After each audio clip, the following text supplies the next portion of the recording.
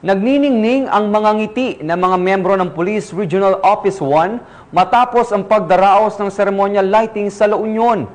Ibabalita yan ni Police Corporal Joanna Marie de los Santos.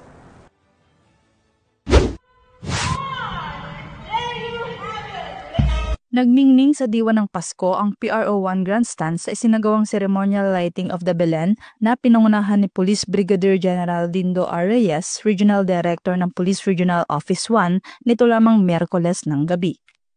Ipinamalas ng bawat cluster ng opisina ang kani-kanilang opisyal na Belen entries, tampok ang iba't ibang malikhaing disenyo at interpretasyon ng kapanganakan ni Jesucristo.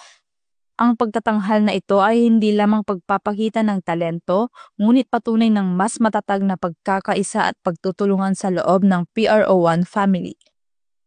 Naging masaya at makulay ang gabi habang sabay-sabay na hinangaan ng mga dumalo ang mga Belen na nagbigay liwanag at kulay sa loob ng kampo. Ang naturang aktibidad ay nagsilbi ring pagkakataon upang mas mapalakas ang samahan at kooperasyon ng bawat unit. Mula sa tradisyon hanggang sa pagkamalikhain, ipinakita ng selebrasyong ito na ang PRO1 ay patuloy na nagtataguyod ng kultura ng pagkakaisa, pananampalataya at malasakit sa komunidad. Habang papalapit ang Kapaskuhan, ang liwanag ng Belen ay magsisilbing inspirasyon sa kanilang patuloy na tapat, makatao at malasakit na paglilingkod sa mamamayan.